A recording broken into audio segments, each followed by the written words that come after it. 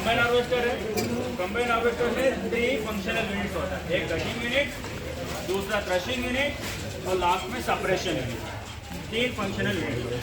तो सबसे सामने वाला है ये एडर यूनिट बोला जाता है। इस एडर यूनिट में ये इसको रील्स बोला जाता है। ये जो व्हील है इस कॉल्ड एज रील्स। ये रील के अंदर ये पेक्स वगैरह दिया जाता है। ये lift the crop particularly lot जो गिरा हुआ है उसको उठाने के लिए काम करते हैं। इस डायरेक्शन में रोटेट करते हैं, ऐसे नीचे जाएगा तो क्रॉप को उठा के they will take them towards the cutter bar. तो कटर बार वहाँ देख पा रहे हैं ट्रायंगुलर शेप का जो ब्लेड है व्हाइट कलर को साफ हो गया है। So it is having serration on both side, दोनों साइड से सेराशंस है। तो उसके थ्रू क्रॉप को काटेगा। जो काटा हुआ क्रॉप उस प्लेटफॉर्म के ऊपर गिरेगा। जैसे वो प्लेटफॉर्म के ऊपर गिरेगा देयर इज अ फीडर अगर विच वी कॉल्ड एज, ये अगर है, इसको फीडर अगर बोला जाता है। It will collect the entire mass of the crop towards the centre. वहाँ से इस तरफ इधर कलेक्ट करेगा, इस तरफ इधर कलेक्ट करेगा, बाद में बीच में वो जो वहाँ दिख रहा है it is called as the feeder conveyor. उसको इस्तेमाल कर उसके थ्रू ये सारे मटेरियल को उधर पुश करेगा और वहाँ से मटेरियल जाएगा अंदर थ्रेशिंग यूनिट में। थ्रेशिंग यूनिट में थ्रेशिंग सिलेंडर होंगे that will rotate in close contact with the concave. Concave के क्लोज कांटेक्ट में वो सिलेंडर रोटेट होता है और रोटेटिंग सिलेंडर और स्टेशनरी कॉनकेव के बीच में जो भी क्रॉप यहाँ काटा हुआ है उसको पास किया जाता है। As it passes through rotating cylinder and the restricted stationary concave, there will be rubbing and impact, actions which are imparted over the crops.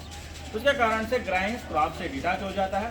उसके बाद then that threshed crop along with the detached grain will go to the separation, जहाँ grains और straw को separate किया जाता है। Separate करने के बाद ग्राइंस को स्ट्रॉ को पीछे छोड़ा जाता है और ग्राइंस को स्टोर किया जाता है। उसके बाद कुछ टैंक लेवल में जब ग्रेन भर जाते हैं तो उसको डिस्चार्ज करके ट्रॉली में या टारपोलिन में लिया जाता है। ये सिंपल मोटा मोटा ऑपरेशन है। इसको रील बोला जाता है। It will rotate at certain speed. So reel speed index बोल के एक टर्म आता है। So that will tell you that at what speed the reel is operating with respect to the implement forward speed. कितना तेजी से implement आगे जा रहा है उसकी प्रोपोर्शनेटली कितना रोटेट करता है, उसको रील स्पीड इंडेक्स बोला जाता है। आगे चलो।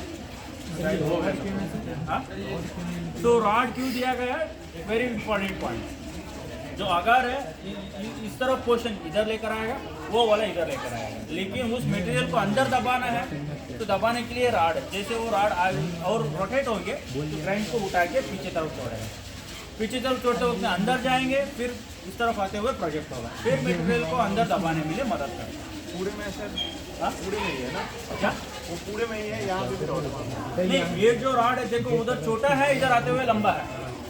तो उस पोजीशन में वो छोटा अंदर चला जाता है, बाहर आ जाते हैं लंबा होता है। उसके बाद क्रॉप को खींच के अंदर डालने के लिए उस कन्वेयर में फीडर कन्वेयर बोला जाता है उसको।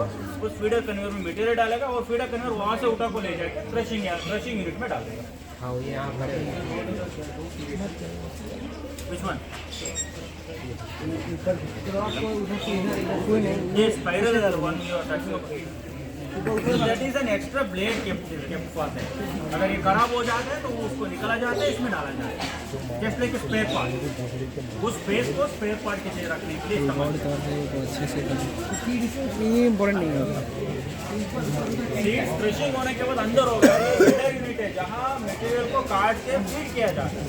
उसके बाद वो थ्रेशिंग यूनिट में जाके थ्रेशिंग होगा, उसके बाद सेपरेट होगा पीछे, उसके बाद पीछे तरफ चला जाता है वहाँ पर हो गया।